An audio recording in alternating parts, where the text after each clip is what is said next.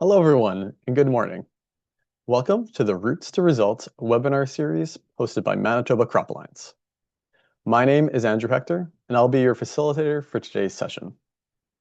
This is one of 5 webinars in our series exploring farm business management topics that can drive measurable outcomes to your farm.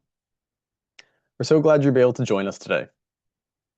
Before we begin, a few housekeeping notes. So today's session will be roughly 60 minutes in length. That's including time for Q&A at the end. Please feel free to submit your questions anytime using the Q&A feature, which is at the bottom of your screen. We will gather those and address as many as we can after the presentation. This session is being recorded and will be available on MCA's YouTube channel. MCA will also be producing wrap-up articles, one-pagers that will be featured on our monthly e-newsletter, summarizing the key takeaways. Now it's my pleasure to introduce today's speakers, who are David Van Deynze and Scott Clayton. David began his career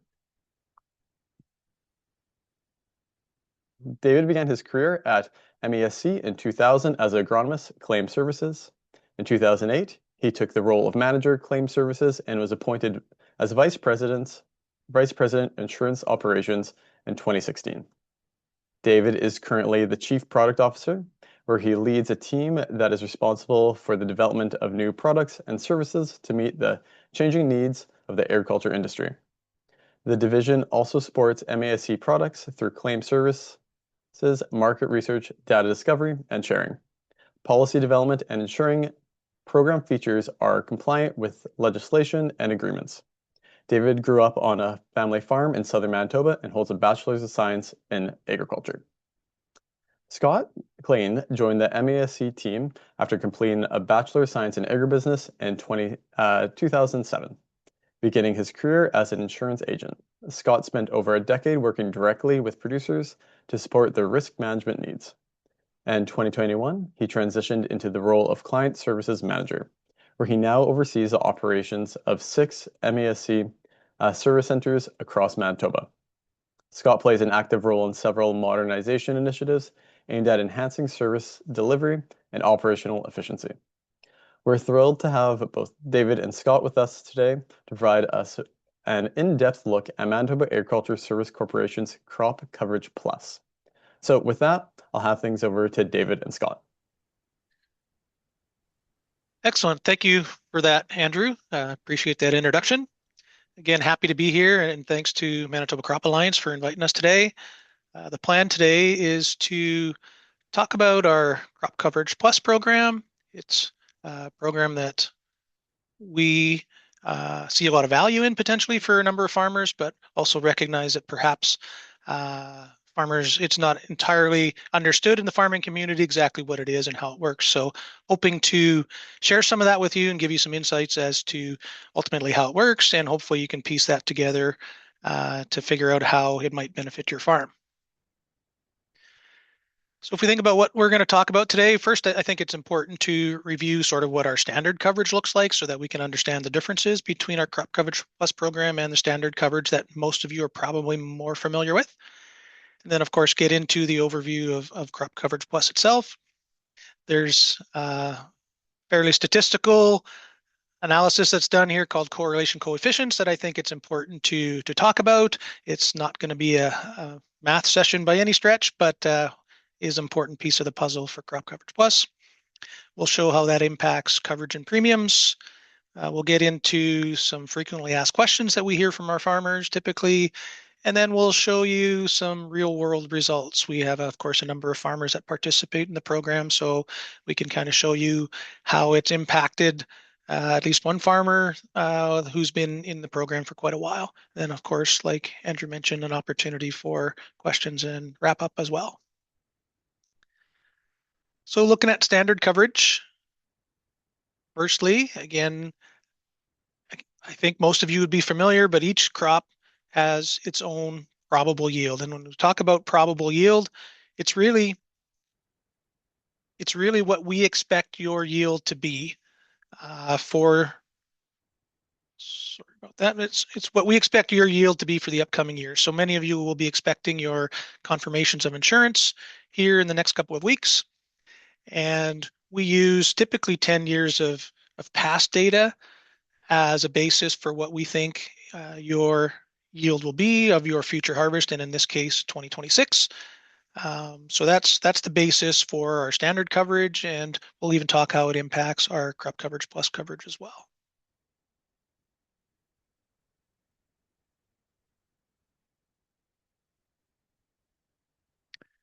So once we set that probable yield, again, at that 10-year average, your job as a farmer is to decide what level of coverage you want that based on. So we calculate what we think your expected harvest could be, and then you decide whether you want 50% of that probable yield, 70% of that probable yield, or 80% of that probable yield to have as a basis for your coverage. And then on a specific crop basis, we compare your actual yield to that coverage that you've selected that we've offered through the probable yield. And if there's a shortfall there, that's when claims will happen. And those claims are paid on an individual crop basis. So again, if your oat crop struggles or your wheat crop struggles, you could get a payment for your oat or wheat, even if you had a bumper crop in your corn or bumper crop in your soybeans. You could potentially have a claim on a per crop basis. Again, most of you probably familiar with that. That's our standard coverage that has been around for a long time, and I would say the majority of our farmers participate in. When we think about crop coverage plus, we've got to think about it a little bit differently. It's a version of whole farm insurance. Now it's not exactly whole farm insurance. If you're a livestock producer, it doesn't bring in, your revenue or anything like that from your livestock operation. It's really whole farm crop insurance, if I can call it that. So we'll put all of your crops and we'll consider the success or failure of all of your crops in one sense to determine if you're in a claim at the end of the day. Because it's whole farm, and there is potential for some offsetting between crops, it's an opportunity for us to offer increased coverage. So again, the maximum coverage you can get under standard crop insurance is 80%. There's lots of instances where through the Crop Coverage Plus program, we can offer you 90% coverage on that whole farm basis. And even further to that, in many crop combinations, we can offer 90% coverage, but also a premium discount or premium savings relative to what you would pay at the standard 80% coverage level. So that's where we really start to see some of the benefits of Crop Coverage Plus is in that increased coverage on a whole farm basis and saving some premium dollars as well. And we'll kind of work through how that's worked out. So the foundation of Crop Coverage Plus is not all that different than our standard coverage that we already talked about. Each insurable crop still has its own probable yield. So we still calculate it on a per crop basis. We figure out what your expected yield is for wheat, for oats, for corn, whatever it might be, what we think your expected yield is. It's still the foundation for Crop Coverage Plus. By default, we ensure that every crop is selected at the 80% coverage level, and we'll talk about why that is in a minute. But Crop Coverage Plus effectively starts with 80% coverage. You'll have a minimum of 80% coverage regardless of how your crop combination works out. So we make sure that we have each crop selected at 80, and then from the whole farm concept, we combine all the crops that you grow into what we call a production value guarantee. And that is the total value of all of the crops that you're growing or that you're insuring with MASC. And it's really a calculation on a per crop basis of your insured acres times the coverage for that crop times the MASC unit price for that crop. So for example, if you grow 100 acres of wheat and your coverage is 50 bushels an acre, and for easy math, it's $5 a bushel for wheat, that's $25,000 of coverage for your wheat. And if you also have 100 acres of canola and your coverage for canola is 40 bushels, and again, for easy math, canola is $10 a bushel, there's $40,000 of coverage for that canola crop. We add the two together, the combined Crop Coverage Plus or production value guarantee is $65,000 in that example. And we'll talk about how we compare your actual harvested production to that number here in a minute as well.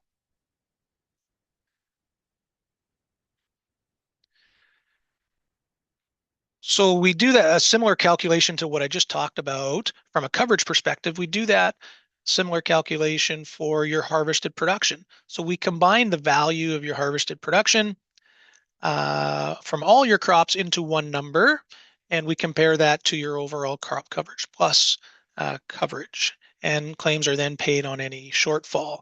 Again, from that perspective, similar to standard coverage, you do have a combined coverage for crop coverage plus, and you have a combined production number that we use to determine if there's a shortfall.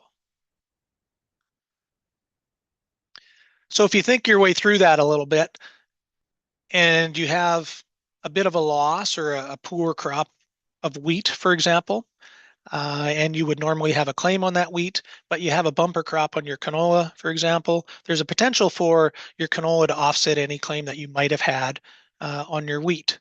So again, need to consider that a little bit as you decide whether or not you're thinking about crop coverage plus. The bonus side of it is the trigger point might be as high as 90% rather than the 80% single crop coverage. So that's the benefit and the trade-off, I suppose.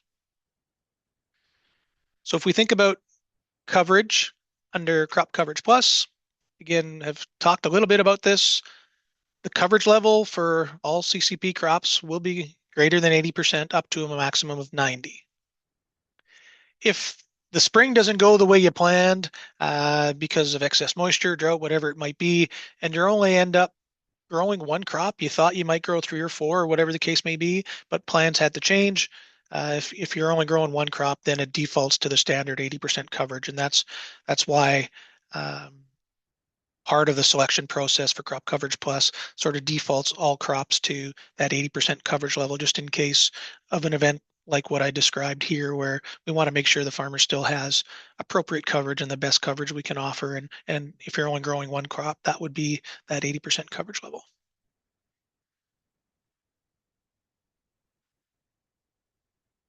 So the expected whole farm losses are compared to the sum of individual crop losses to determine the coverage level and discount. So what that basically is saying is we look at what the situation might be from a multiple crop situation. So on a whole farm basis, and if we say they're less likely to have a claim in a whole farm basis than they were if they had an individual crop, well, then we can start to offer higher coverage and potentially a discount. It's really a probabilities and a fairly normal way to look at insurance. What's the likelihood of having claims in a whole crop situation, a whole farm situation? The likelihood is lower. So in that case, we can offer higher coverage to balance that out, and in some cases, a discount as well. Because under the agri insurance program, our entire goal, whether we're talking about standard coverage or crop coverage plus, is that we break even over time. The amount of premium that we take in is roughly equal to the amount of indemnities that we pay over the long term. Some years there's good crops and we don't pay out nearly as much as we take in. Some years there's lots of claims and we pay out way more than we take in from a premium perspective. But over time, our goal is to break even. And that philosophy remains the same whether we're talking about standard coverage at 80% or crop coverage plus at potentially 90% and potentially with a discount as well. So the philosophy doesn't change, and it really, the thought process is around, from a farmer's perspective, when do I need those indemnities, and what level of indemnity do I think I need? Do I need them every time a single crop suffers, or am I better off getting more money in situations where my whole farm suffers? And that's the bottom line largely. So at the end of the day, our coverages and premiums, we're trying to balance them out over the long term. So if we think about coverage under crop coverage plus, when the expected loss at 90% coverage is still below that of individual crops, at 80% premiums are discounted. So we covered that a little bit already. But the rule of thumb is generally with the more diversity you have in crops, the better off your crop coverage plus coverage is going to be, as well as potentially your discount. And I'm sure you can think of it yourselves on your own farm, which crops tend to follow along with each other. If your wheat is good, is your barley also good? Is your oats also good? But sometimes when your wheat is good, maybe your soybeans aren't as good. Those kinds of things. I think you'll in your own minds have a bit of a sense as to um, how different crops react in different growing seasons. And sometimes it's a wheat year, and sometimes it's a canola year, and those kinds of things. And we look at that statistically when we figure out uh, how the crop coverage plus calculation should work. And this is where, I'm not going to get too technical, but uh, we do calculate a correlation coefficient for each crop combination. And a correlation coefficient is a statistical measure that measures the strength of a relationship between two variables. So again, it's trying to say when we're trying to compare oats to wheat, and we say every time wheat is good, oats is good. Every time wheat is bad, oats is bad. That tells us there's a strong correlation there. If they move in opposite directions, you have a good wheat crop but a poor soybean crop, you have a good soybean crop and a poor wheat crop. Those are moving in opposite directions, and it's got a lower correlation coefficient. So it's the way they move relative to each other. So it'll depend on the crops that the farmer is growing, right, to determine what that correlation coefficient is. And we compare those ratios for each crop, and we do this on a risk area basis. So we've got 15 risk areas. So in each risk area, we look at how those crops, say, behave relative to each other in different crop years. And when they move in a similar direction from a yield perspective, they'll have a higher correlation coefficient. And when they move in opposite directions, depending on the weather situation, then they'll have a lower correlation coefficient. And the way that analysis works, the range is +1 to -1. A +1 correlation coefficient means that they are perfectly related. Every time one goes up, the other goes up. Every time one goes down, the other goes down perfectly all the time. A -1 correlation coefficient means they move exactly opposite all the time. Every time one goes up, the other goes down. And when one goes down, the other goes up in a perfectly all the time. And a number of 0 basically means it doesn't look like there's a relationship at all. We can't figure out based on how one is doing, how the other is going to do. It looks like they're completely on their own yield path, regardless of the weather situation. So uh, if you think about crop losses in Manitoba, and if we look at our own data at MASC, about half of our losses are due to excess moisture, and about half of our losses are due to drought. And crops in general, if there's excess moisture, are going to suffer regardless of the crop, at least to some extent. Similarly, when there's a drought, crops are going to suffer to some extent regardless of what they are. So I would say based on our data, almost all of our crop relationships have at least a slight positive slant to them. They're slightly above 0. Very few of them actually move opposite each other. Very few of them are even on the negative side of that 0 from a correlation coefficient perspective, even though there are some differences. Again, if you read statistically, a number of 0.5 suggests a fairly strong correlation. Something less than 0.5 means that they're not correlated all that much. And if you get down to 0, they're not correlated at all. So if you think about, different things on your farm that might mean crops move in a similar direction from a yield perspective, harvest timing. If you grow winter wheat and that crop comes off in, early August, that's going to have a different risk profile, be subject to different risks, from a winter hardiness perspective, perhaps, but certainly because it's coming off in early August, typically, we miss a hail window, we missed an early frost window, which might be very different than soybeans and corn and that sort of thing. So harvest timing can play a role in that. Heat requirements. Crop like corn loves things to be a little bit warmer. Crop like canola doesn't like the heat nearly as much. So those things can drive a difference in the correlation coefficients as well. And then susceptibility to perils. If we have a terrible flea beetle yield in canola, for example, that's going to impact canola. Again, not going to hurt wheat really in any way, that kind of stuff. So you start to think about what makes some crops successful and some less successful. You can start to pick out, probably in your own mind, which ones might be stronger correlated than others. So to bring some actual data to that, we thought we'd show you a little bit of information. So this is some average yield data for our risk area 14, which is on the eastern part of the province, but we could show similar data, for any part of the province. And this is wheat yields over a 10-year period, and we just picked 2007 to 2016, and wheat yields relative to the probable yield for that area. So anything that's one or anything below this one line would suggest it's slightly worse than what we expected, slightly worse than average, perhaps. Anything above this one line is that much better than we expected or than their average. We also drew in this red line at 80%, which would suggest the standard coverage level. So if we look at the average yields in risk area 14, in 2007, for the most part, would have generated a claim because it's below this red line. 2009, probably a small claim. And again, in 2010, a reasonable claim. But after 2010, some pretty good crops. Everything's over the red line for sure, and mostly and maybe entirely over the one line, so better than average as well. If we bring in oats, so the green line is now oats, some similarities there for sure. You can see probably had a smaller claim, but also had a claim in 2007, had a little bit bigger claim than wheat in 2010.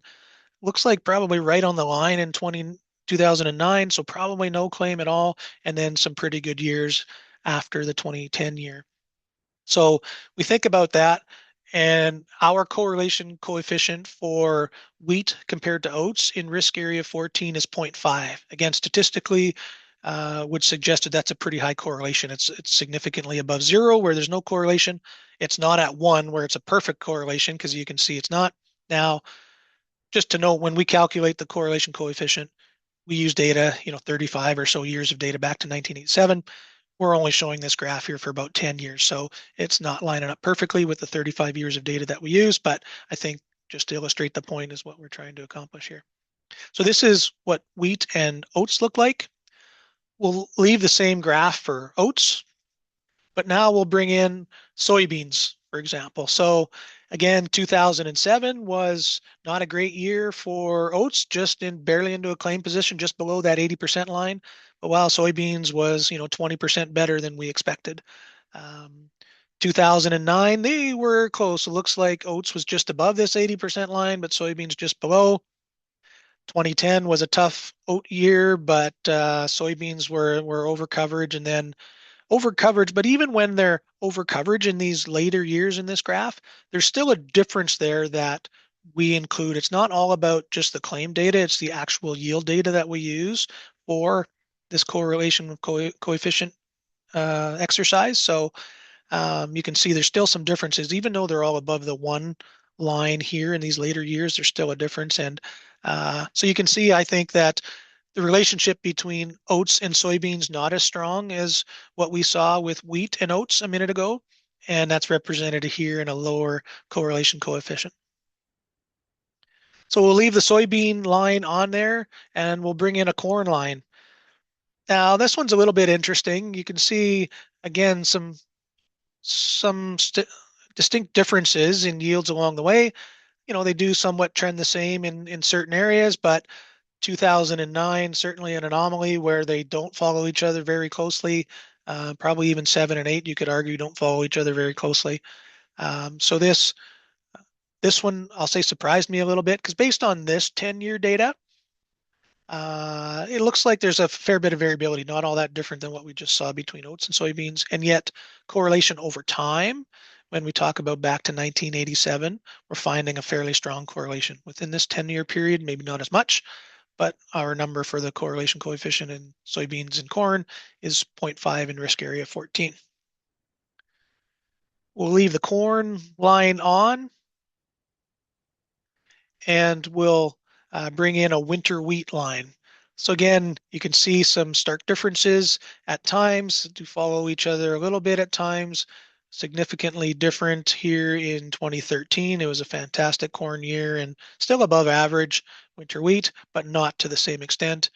And moving slightly in different directions here in 2015.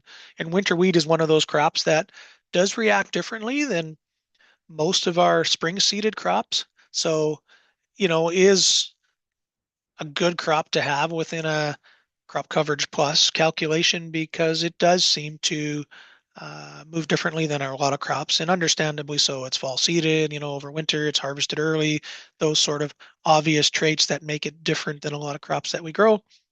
So again, based on data from 1987 to now, quite low correlation coefficient of 0.16, which means they somewhat move randomly compared to each other, which again is a good number from an offsetting perspective and to help improve coverage and potentially discounts.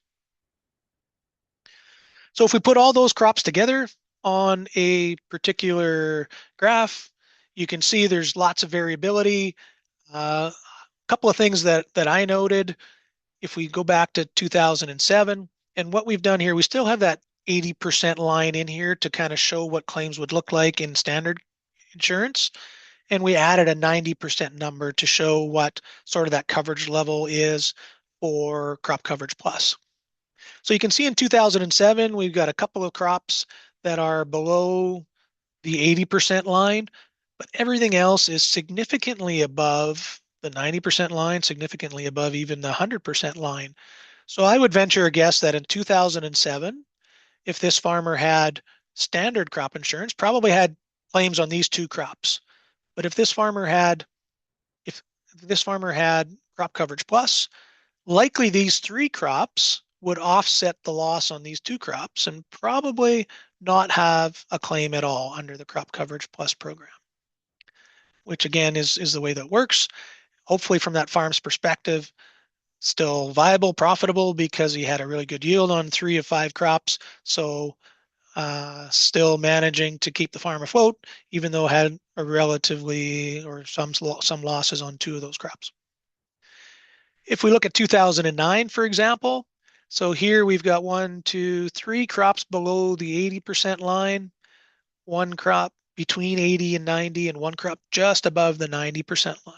So I would venture a guess in this particular year, a farmer with crop coverage plus would have made out better than a farmer who had standard coverage. Sure, the standard coverage farmer would have had 3 claims on an individual crop basis, but because there's only 1 crop marginally over that 90% line, there's not very much offsetting that happens.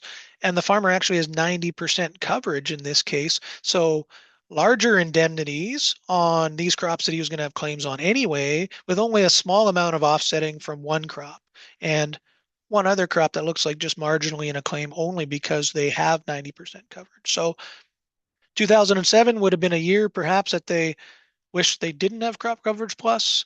2009 would be a year that they're probably quite pleased that they had crop coverage plus because the farm as a whole would have received larger indemnities to help them through a tough time for most of their crops. Again, and that's really the basis for the program is better coverage when the farm suffers at a higher level, and maybe not as many indemnities in years where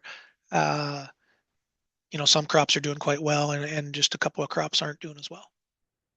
And then beyond 2000 and even 2010 would be an interesting scenario. There's a couple crops quite low, 1 in that 80 to 90% range, and a couple of crops above. So this one would be an interesting scenario, and I don't have the specific details to say, but this one would be quite close to maybe a wash or a break even. We'd have to see it a little more specifically.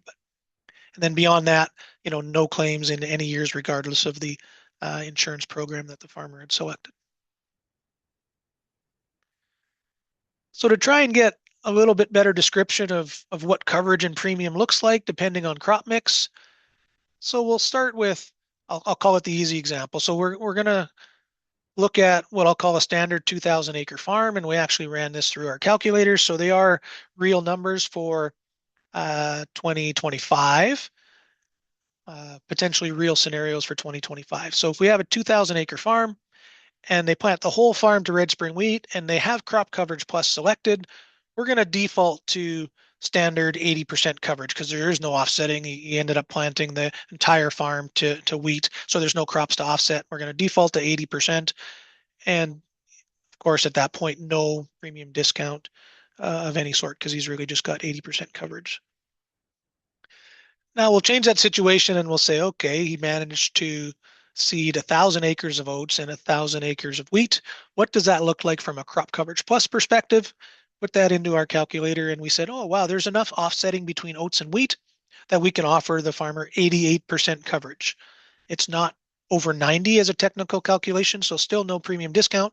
So when we talk about no premium discount, it's discount relative to what they would have paid at the 80% coverage level for each of these crops.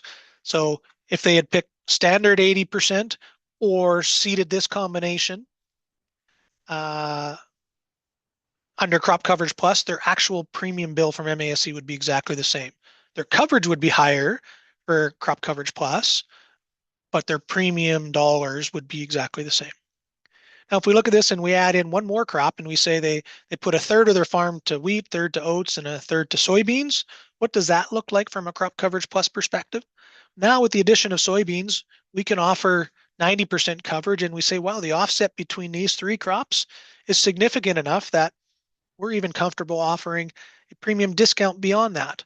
So they'd have 90% coverage across their 2,000 acre farm with the potential for offsetting between crops, and they would be paying, almost 14% less premium than they would have paid under standard 80% coverage. Let's throw one more crop into the mix, and this time we've added corn. So quarter of the acres are on wheat, oats, soybean, and corn. So again, of course, we're still offering 90% coverage because we were under three crops. We're going to add a fourth, which just improved things. So now we're at a premium discount of almost 24%. So getting to be, in our minds, some really significant dollars from a premium savings perspective that we hope factors into farmers' decisions. And at that 90% coverage level, albeit on a whole farm basis, but we hope that becomes attractive. And just for good measure, we've talked about 5 crops in some of the previous graphs we've done, so we're going to add winter wheat to the mix as well.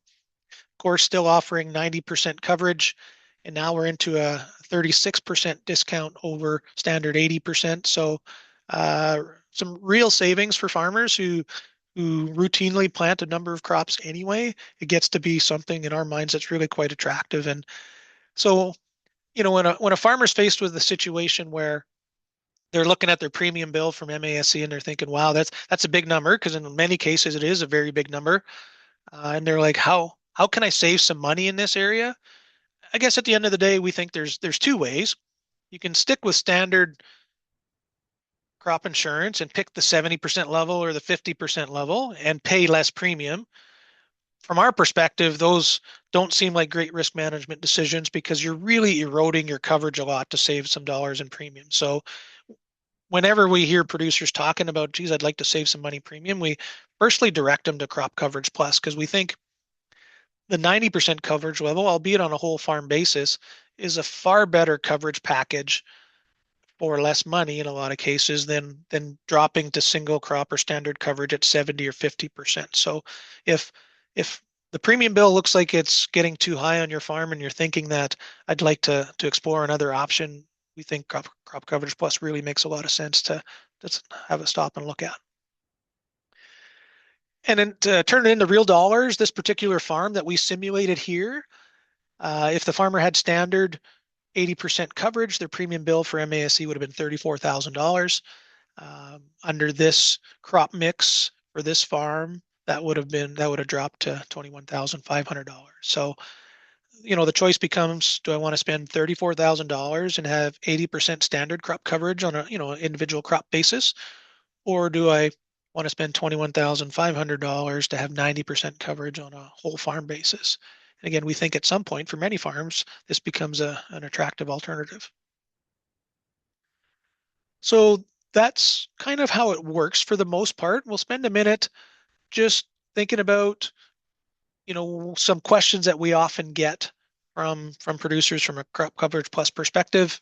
So when we say whole farm, what do we mean as it relates to whole farm? Well, there's some crops where, frankly, we just don't have enough data. There's just not enough significant acres in Manitoba for us to confidently calculate a correlation coefficient in many areas. So some obvious ones would be vegetables, and again, wouldn't impact most farmers, but vegetable crops aren't included in there for a couple of reasons. One is a data side. Secondly, the value on a per acre basis is typically several $1,000s as opposed to several $100s for most conventional crops. So it really starts to skew what that crop coverage plus calculation looks like, because if it's heavily weighted to a high value crop, it ends up skewing how the program works together, and the offsetting, how many acres of wheat does it take to offset, acres of wheat, sorry, that has coverage of $500 does it take to offset a loss in a vegetable crop of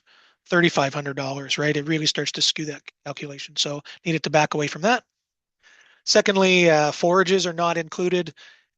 Again, mostly this one. Again, we would have data for most of these crops to do it properly, but we find that farmers manage their risk differently as it relates to forage, and we didn't want it to become a sticking point for a producer to either select crop coverage plus or not.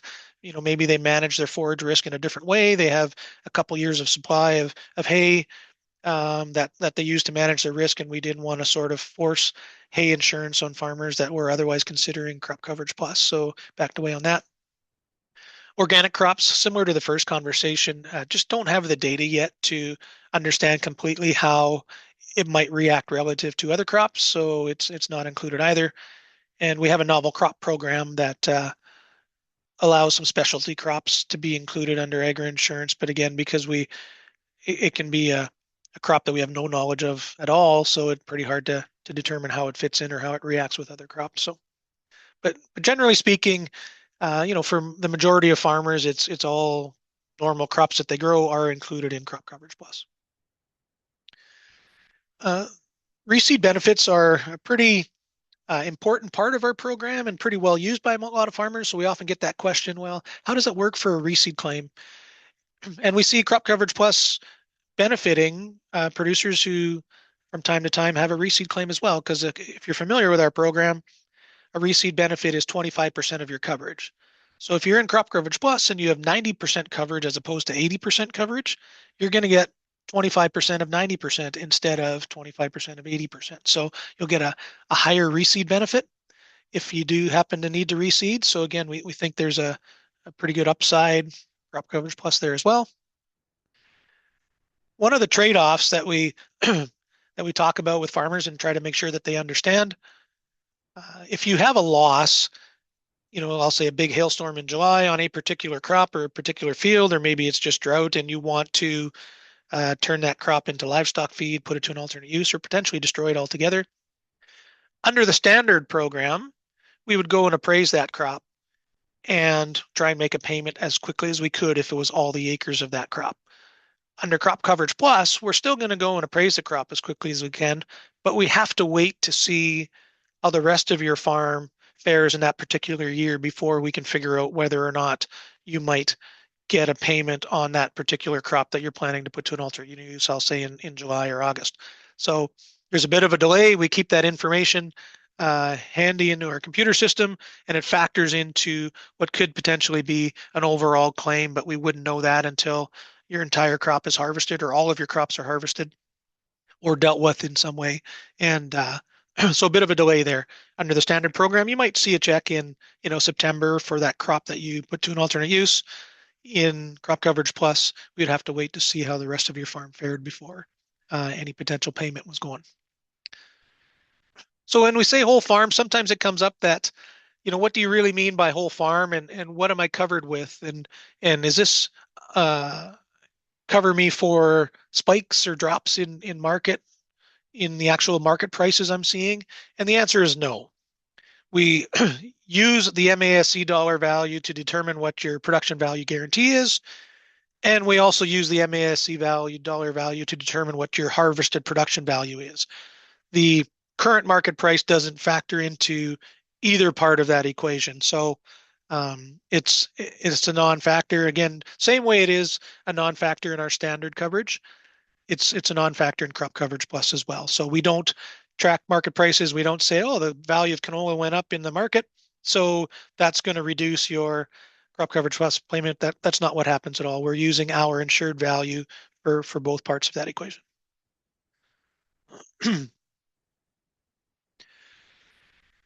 So here's our real world results. So this is actual results from a farmer who, for 13 years of a farmer, again in that risk area 14 area. And the way this graph works is the green and the white bars are the value of their harvested production. And the green bar is a reflection of what happened or would have happened in standard coverage. And the white bar and what's on top of the white bar is a reflection of what would have happened or what did happen for crop coverage plus for this individual. So the green and white are always equal because we calculate the value of production the same way. We use our own unit value, we use actual yields. So you'll see no difference there. Well, you'll start to see a difference is either the yellow or the gray on top of these bars. The yellow represents how big the claim was for standard coverage, and the gray represents how big the claim was under crop coverage plus. So you can see in 2010, would have had a claim either way, whether he had crop coverage plus or whether he had standard coverage. Because he had 90% coverage in crop coverage plus, he would have got slightly larger indemnity in 2010. On the other side of the coin, you can see in 2012, he had a small claim, likely on one crop, no claim at all under crop coverage plus because of the offsetting that would occur. So you would have some crops that were better than expected or better than the 90% coverage. So it offset. So if we take a quick scan through here, we can see he would have had claims under standard insurance, 1, 2, 3, small one here, 4, 5, 6, 7, 8 years in the 13 years that he insured. And from a crop coverage plus perspective, we can see that he had claims in 3 of those years. So just as some background information, in each of these 13 years, the farmer grew a combination of crops that gave him 90% coverage in each of those years. Some of those years, with the crop mix that he had a very small discount relative to what he would have paid for 80% coverage. And his highest discount was 27.7% off of the 80% coverage level standard number. So fairly big range from a discount premium discount perspective, but it depended in each year on what his crop mix was. So if we try and do some quick math about, well, how much money did he get in these years with crop coverage plus claims and how much money did he get in the 8 years with standard crop claims, you can see here that his crop coverage plus claims had a total value of $407,000 spread across 3 years.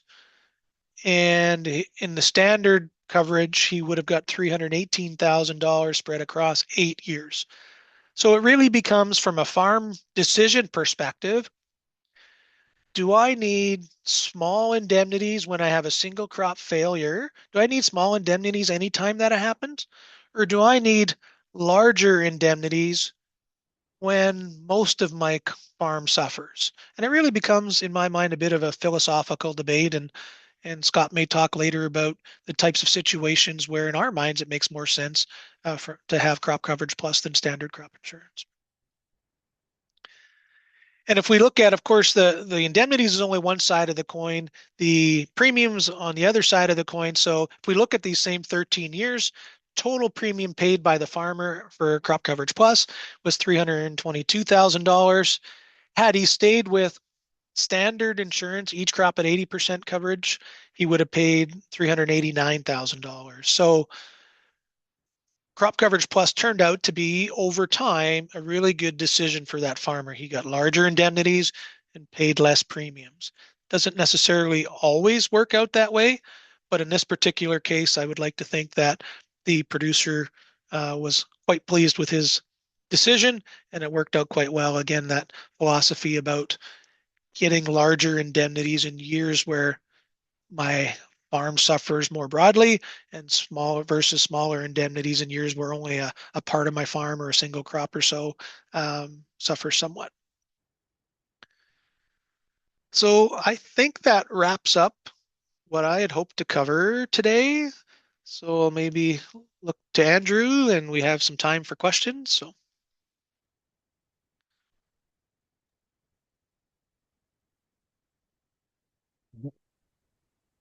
Yes, thank you for that great presentation.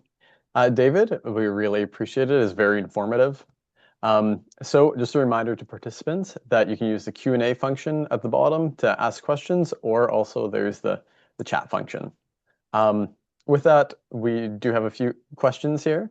And starting off, so if a producer was wanting to learn more information specifically for their farm about this program, how should they start off and where would you direct them to go?